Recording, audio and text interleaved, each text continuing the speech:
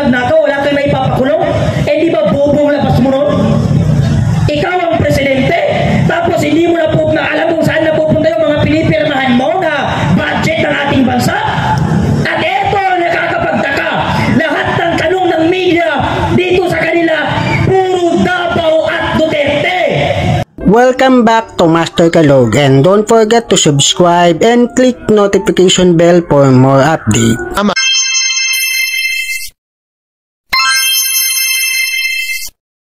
Ang gabi sa ating lahat mga Pilipino, kahit konti lamang tayo, hindi pa siya yung magiging marami.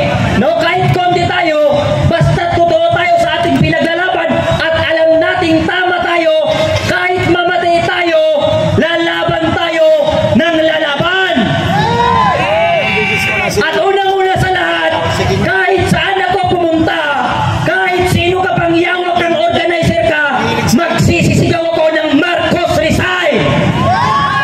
Marcos Rizal! Marcos Rizal! Marcos Rizal! Hindi kung sinong organizer ang masusunod. Ang masusunod ay yung mga Pilipinong galit at ayaw sa korupsyon sa ating bansa. Kaya ito ang mensahe ko. Alam ko yung mga abogado bright. Pero nagtataka ako kay Claire Castro, abogado siya pero nagmumukha siyang abugaga. Tinatakpan mo yung pagnanakaw ng bangag nating Pangulo. Ngayon, birthday nito nga si Martin Romualdez nito nakaraan. Abay, napakaganda ng regalo sa kanya ni Zaldico.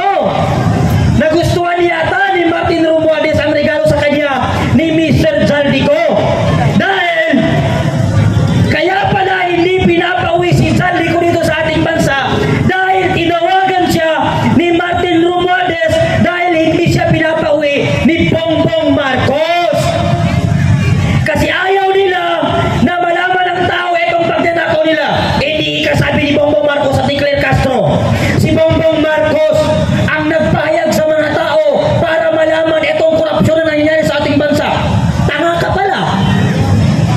Ikaw ang naglabas ng itong pagnanakaw, korupsyon sa ating bansa, tapos hindi mo alam kung sinong nagnakaw, wala kang naipapakulong.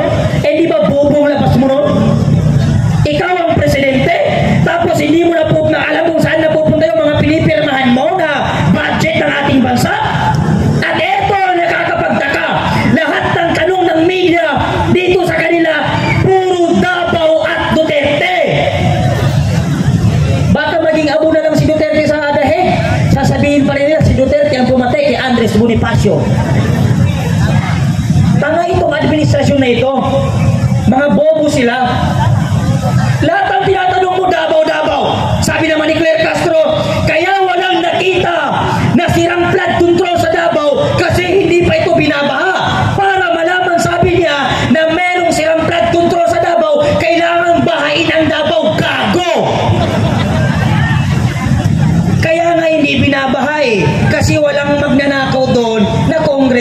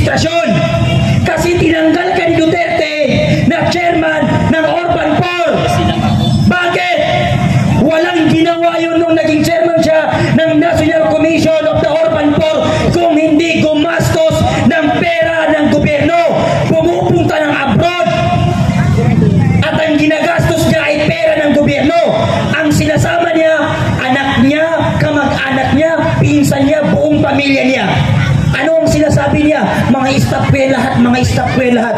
Bakasyon ng bakasyon, abroad ng abroad, ang gamit niyang pera ay pera ng taong bayan. Kaya tinanggal siya ni PRRD na chairman ng Orphan Corps.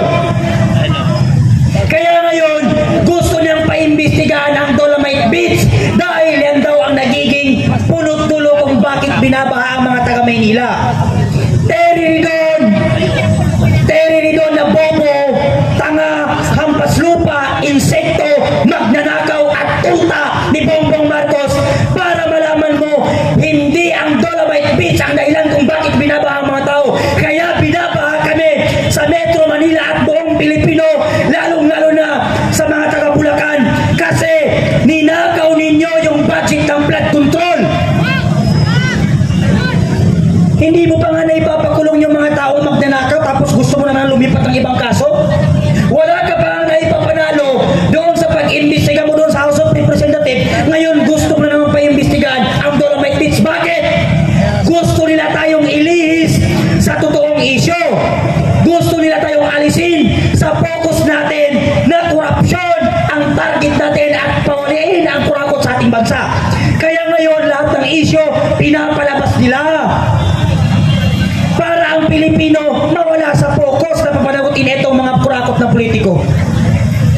Di ba? Yan ang plano nila. Isa pa itong si Tuta Soto Este. Ano ba yan? Tito Soto? Pepsi. Ha? Pepsi?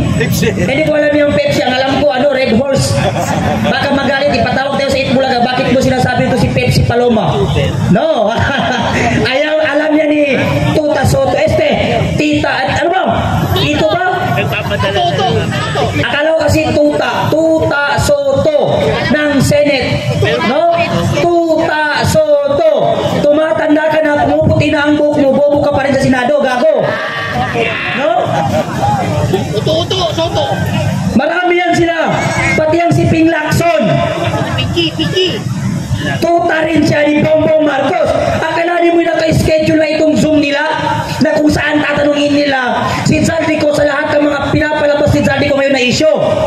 Nung nakita ni Ping Lacson na hindi nila napokontrol itong si Zaldico, hindi nila tinuloy.